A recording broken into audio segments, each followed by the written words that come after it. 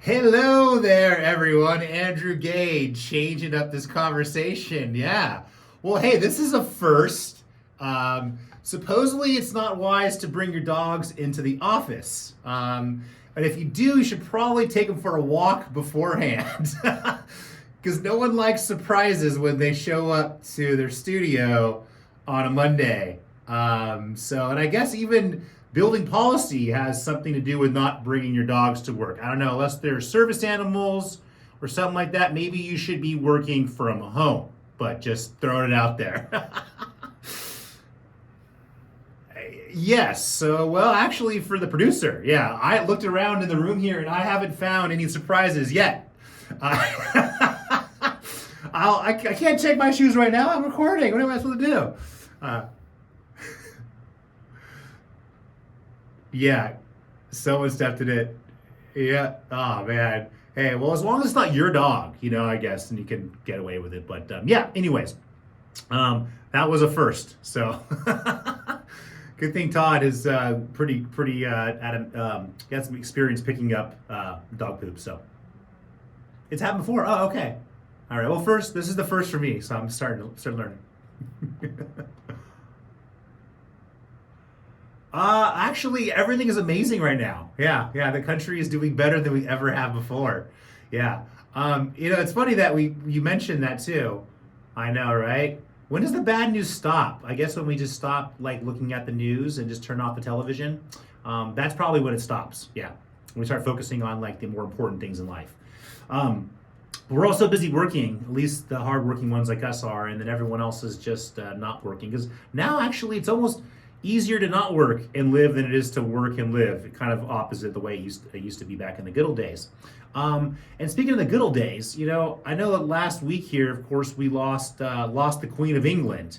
And I was reading somehow like, today in the British Empire's former colonies, Queen Elizabeth's death brings complicated feelings, including anger.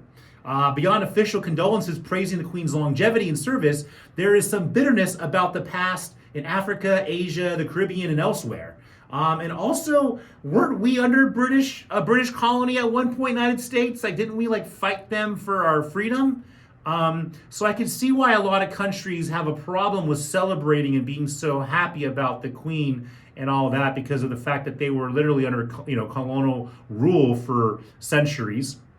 And I guess, of course, the talk has turned to the legacies of colonialism, from slavery in African schools to looted artifacts held in British institutions. And of course, for many, the Queen came to represent all of that. So again, we shouldn't be celebrating something that, that's arguably been a bad thing and that we in America fought for. So I find that interesting. And more importantly, it bothers me because in even Coronado, we had the flags at City Hall at half-mast for the Queen of England. Again, I mentioned it wasn't the Queen of America, wasn't the Queen of Coronado. And we shouldn't be just putting flags at half-mast for people that aren't important to us locally. Because again, there's thousands of people dying every single day. Many of those have done a lot more for the world and for individuals than, say, some rich queen who's had everything she's ever wanted for given to her and had an amazing life and the ability of living to 96 years old. So anyways, again, I'll just repeat what I said last week about that. Yeah, we shouldn't be celebrating it. She was supposed to die because she was 96, so good to go. Good for her. And getting to good old Russia.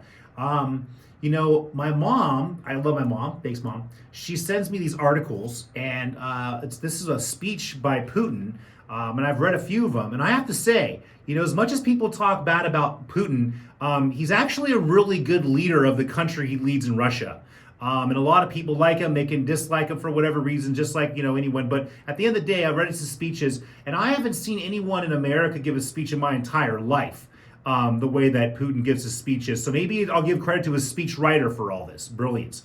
But I guess there was 68 countries that gathered on Russia's far eastern coast to listen to Moscow's economic and political vision for the Asia Pacific. And this happened just this last week. And I want to read a couple little pieces from this. This is way too long. We didn't have enough time on the show to read all this, but you can go look it up if you want to look it up. But again, 68 countries gathered. We can't get that many countries to gather to listen to our president talk. I mean, let alone probably not even a dozen to show up. But one thing, this is a couple pieces from what he says. The waning dominance of the United States in the global economy and politics, as well as the stubborn unwillingness or even inability of the Western elites to see, let alone recognize objective facts, acted as a catalyst for this processes. Talking about how everything's been changing with, of course, this with the Asia Pacific region.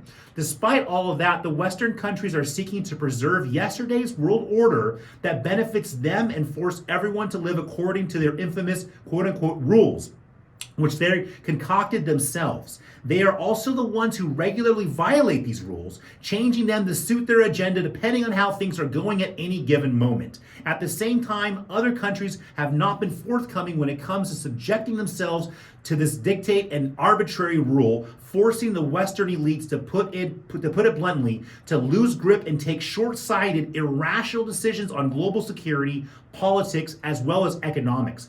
All of these decisions run counter to the interest of countries and their people, including, by the way, the people in those Western countries. The gap separating the Western elites from their own citizens is widening. And this is all true. That's 100% truthful that Putin's saying right there. I would agree with all that.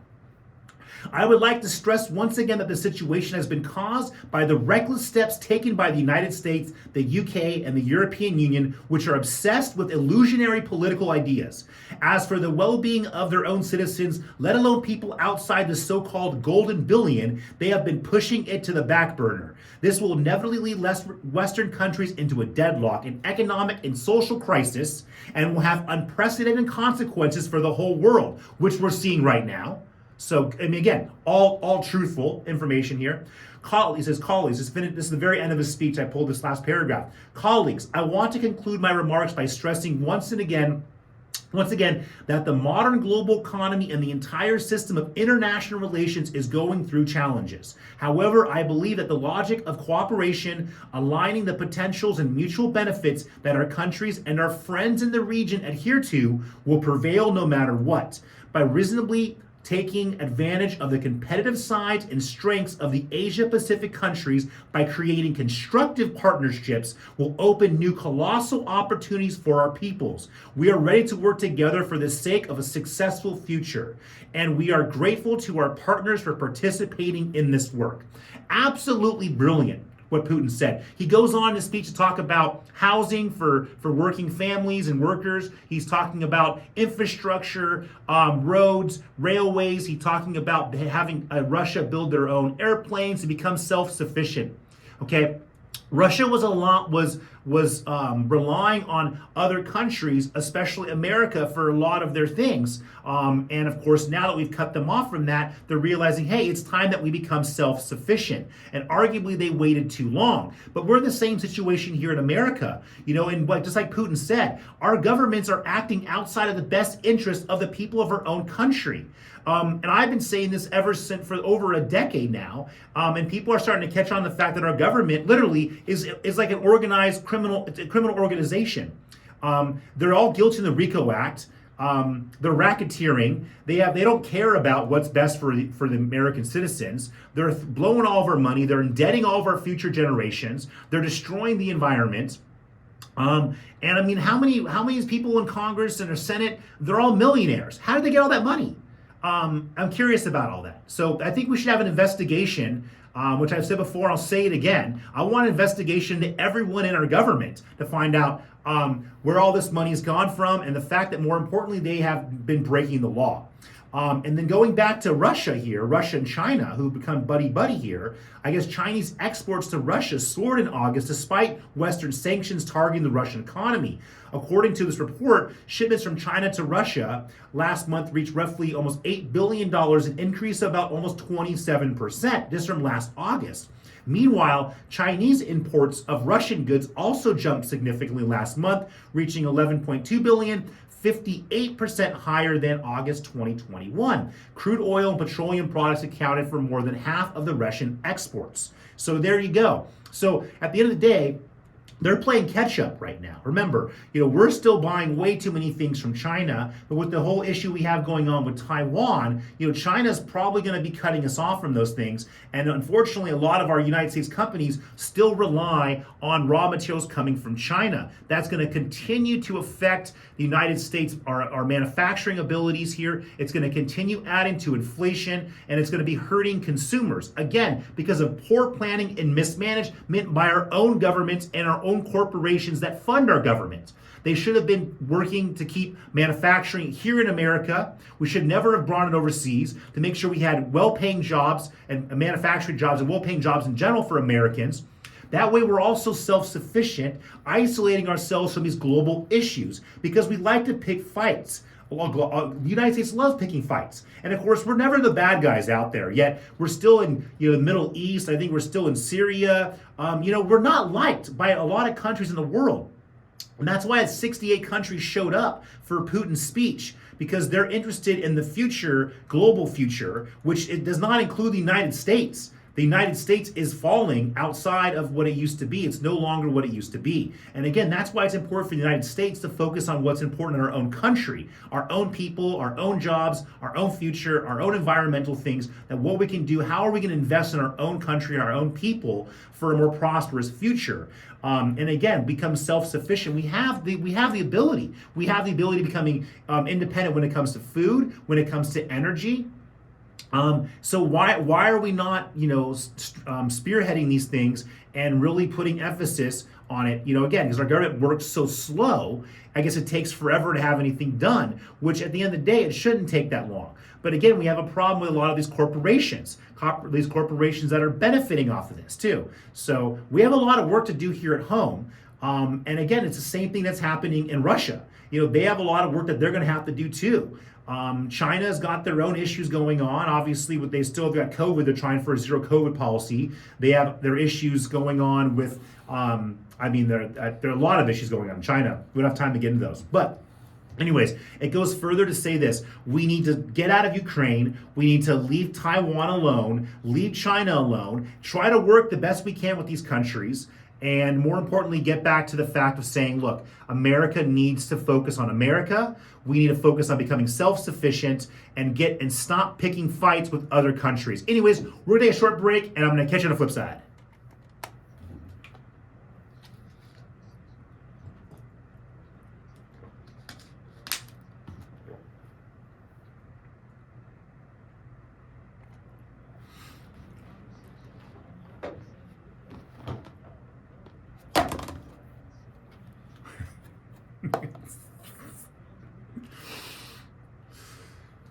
Hello, yes, Andrew, I didn't go anywhere, so hopefully you didn't either. Yeah. But hey, getting back to our worthless government, our Treasury Secretary, Janet Yellen, warned that a failure to place a price cap, a failure to place a price cap on Russian oil would hurt the global economy. How are we going to place a price cap on Russian oil? Are you dumb? How dumb is this Secretary Janet Yellen? Have you paid attention to who sets pricing on U.S. oil? The U.S. does. Yeah, I'm pretty sure Russia sets their own price too. You can't control Russia. Sorry. Just like all this money we're giving Ukraine to supposedly beat Russia, it's all been wasted. How about we work on getting gas prices lower in the United States? Because, I thought we banned Russian oil, Janet Yellen. Have you been hiding? Have you been hibernating for a while? Looks like you're pretty dumb. Anyways, that just goes to show dumb American politicians who have no clue on how things actually work. And they're the ones making all of our decisions. And just like Todd said earlier before the show started, he was asking me how well and amazing our country is running. And I said it's going absolutely amazing, beautiful. Of course, I was being sarcastic. So exactly, just flush it down the toilet. And because good old we want to supposedly save Ukraine and we're going to what are we trying to do? Like it's for democracy or something like that, which is a bunch of BS. But anyways, good old Europe, their energy crisis, which I can't wait to see what's going to happen in wintertime when it gets cold there and they need all that gas, natural gas and oil from Russia to heat their homes. Whoops, that was a mistake. But I guess their energy crisis loomed larger after Russian energy giant Gazprom said it couldn't resume the supply of natural gas through a major pipeline in Germany for now. The company cited that it said it was in need of urgent maintenance work on key components. So I hope that those repairs take years. And I hope that Germany and Europe suffer. Yes, I'm saying that because you made the mistake. If humans only learn lessons the hard way. Okay, they only do. So the only way that anyone's going to learn a lesson in this world is the hard way. We're learning it the hard way in the United States. I want Europe to also learn it the hard way too. That's what you get. Because how are future generations going to learn that maybe you should start thinking about the fact before you pick a fight with a country, make sure it's not a country that you rely on for your energy or your food. Whoopsie daisies. That was a big one there. But hey, again, let them learn their lesson. But here's a lesson that we should learn maybe in the United States from Europe. We can learn things from each other. It's a kind of interesting thing. It's like you go to school and you learn from a teacher, right? Maybe we can learn from our peers, other countries, learn from their mistakes. Also, you'll learn from the things that are working. But Amsterdam approved a plan to temporarily accommodate at least 1,000 migrants on a cruise ship moored in the Dutch capital's port as the Netherlands seeks to end an accommodation crisis that I guess a few weeks ago saw hundreds of asylum seekers sleeping outside in a reception center. So we have a similar issue going on here in the U.S., especially here on the Mexican border, asylum seekers. So hey, there you go. You got all these extra cruise ships that aren't sailing around. It's during COVID, they were just sitting there. So put them in a little cruise ship, have them hang out. That way they're not sleeping on the, show them a good time. I think that's kind of a clever idea. Maybe throw the homeless on a cruise ship, sail it out to the ocean, let it sit there, throw an anchor down, and just be like, hey, all right, good luck, guys. Another idea. Anyways, just throwing it out there. And let's get back to good old San Diego, our good old mayor. But I guess before being selected to build the new sports arena with thousands of housing units in the Midway district, the developer and his wife made two of the single largest personal donations to a political committee dedicated to electing Todd Gloria mayor of San Diego. Now that's kind of weird because see, good old Todd Gloria, he was also on the city council when he approved the Ash Street deal. And so now he is approving the deal for one of the developers who gave him a ton of money to get elected. That's called pay to play. Yes, and that happens all the time. You know what? That's also illegal. Yeah, it's against the law. So why are we not holding our elected officials accountable for the crimes they're committing? Of course, Todd Gloria said, well, that money had nothing to do with me choosing. It didn't, really. So you're telling me that you would continue going out with your friends that never pay a tab at a restaurant or bar?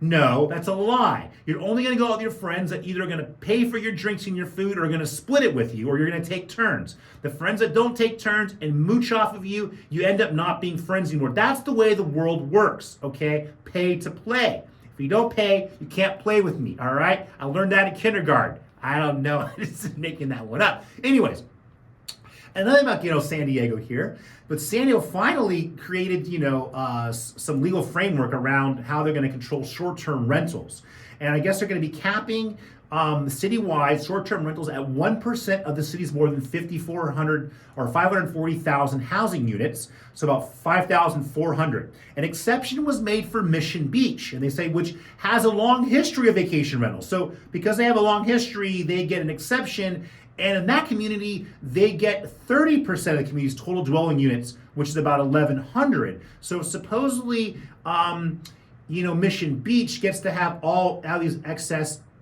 short-term rentals, but yet the rest of San Diego doesn't, which I find kind of interesting. And who gets to decide that? I guess our city council does.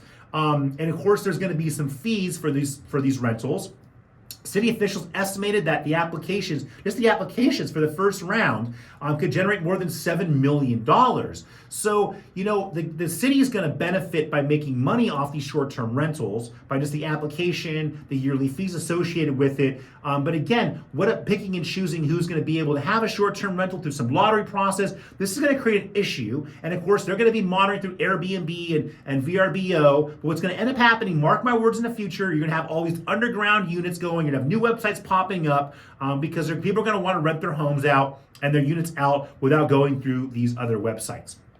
So the future will only, we'll find out in the future. And of course, I read something where this is kind of a good idea. And I know we mentioned about water and how we don't have enough water. We keep polluting water. But I read someone was talking about how we should be building desalination plants all along our coast, which is true. We should have been building desalination plants, decades ago, especially if the sea level's rising. Then we start pumping water out of the ocean, then we can drop the ocean levels down, and then maybe put water into our reservoirs, and our agriculture, so we can actually water our crops. We can free up the Colorado River or other reservoirs. Those would be filled now. The river can then fish can live in rivers again, and we'd have plenty of water to go around. Of course, it's going to cost us more money, but again, poor planning, mismanagement. And speaking of that too, I'm going to be jumping around here for a little bit, but this was sad. I think we've lost, just here last week, we lost another Navy SEAL who passed away during pretty much just during training, but not actually in the training, but after he went back to his bunkers, whatever, or back to his room. There was an investigation, I guess, into what's been going on at the Navy SEALs training, as they train literally right here in front of where I live in Coronado. And I guess there's been this new investigation has revealed a tangle of physical abuse, poor medical oversight, and the use of performance-enhancing drugs in the course here in Coronado. And I guess supposedly some of the gentlemen there that were teaching the classes were coaching the younger cadets or whatever, the younger guys, training on how to use performance-enhancing drugs but not get caught. So they're having to use performance-enhancing drugs just to be able to get through this brutal training. So I think this should be looked at more, but more importantly, we need to make sure that we're not losing, men and women just in the training process because we're being, it's too brutal or too difficult to be done. And that's an issue I have too. I think we've lost like 5 Navy SEALs in training in the past couple decades, and we've lost just 2 this year. So obviously there's things that need to be looked at, and there's some things that have changed. And this what I thought was kind of interesting. There's a California bill that would restrict the use of rap lyrics and other creative works as evidence in criminal proceedings, has unanimously passed both the state Senate and Assembly, and could soon be signed by Gavin Newsom. I guess the California measure, however, would apply more broadly to any yeah, literally everyone's happy about this. This would apply more broadly to any creative works, including other types of music, poetry, film, dance, performance art, visual art, and novels. And I think this is kind of a good idea. If you see exactly. So when you're saying certain things, say in your rap song, or you're writing it down in a book, you shouldn't be held criminally liable for what's going on. A lot of these guys that write horror, books and create horror movies, you don't want to be charging it with murder. Now, at the same time, a lot of these rappers, I hate to say it, but a lot of them brag about things, and a lot of things they're rapping about are actually true. So here's a word of advice. I agree that we should be holding people accountable for what they say in their songs and what they write. That should be considered freedom of speech. At the same time, if you do something that's wrong or illegal or bad, you shouldn't be talking about it on your rap songs. Exactly, I know. So just some advice for the rappers out there, future rappers, because someone got charged in Atlanta and they used their rap lyrics against him. There's probably evidence that also correlated to those rap lyrics as well too. Again, I didn't look into it. I already know most of these rappers are already at the trouble. You can see it on their faces. Guilty's written all over them. But again, that's why we have courts of law, right? And those are totally unbiased too, by the way. But here's a little bit of good news here, okay? A member of the San Diego Zoo's African penguin colony has been fitted with orthopedic footwear to help it deal with a degenerative foot condition. So this 4-year-old penguin named Lucas has lesions on his feet due to chronic conditions known as bubblefoot, which covers a range of avian foot problems. The San Diego Wildlife Alliance said a week or so ago in a news release, if left untreated, bumblefoot could lead to sepsis and death by infection. So, we now have orthopedic footwear for penguins. See, there you go. That's that's going to be the next Disney movie. You're going to have orthopedic foot. Yeah. We got Bubblefoot and Bubblefoot 2. It's going to start a whole new Disney series. So we're looking forward to that one there too. But I want to leave off with one last little thing here, and it kind of correlates to things I've been saying on a lot of these shows and when I started off today. But remember that earlier in COVID, that a bunch of our elected government officials made money selling pharmaceutical stocks during COVID, and that amounts to insider trading, and that's illegal. Remember, our government has been violating the will of the voters, violating the Constitution, more importantly, violating the law. Okay, it's a criminal organization. It's no different than the mob. They're guilty of racketeering. Remember, people that work for criminalization is also against the law. So anyways, it's time that we dissolve our government, start a new localized system like I've been talking about, and let's get to fixing this country. Love you guys out there. Andrew Gay, change it up. Catch you guys next week. Thanks so much for listening to Change the Conversation with Andrew Gay. Yes, Neo.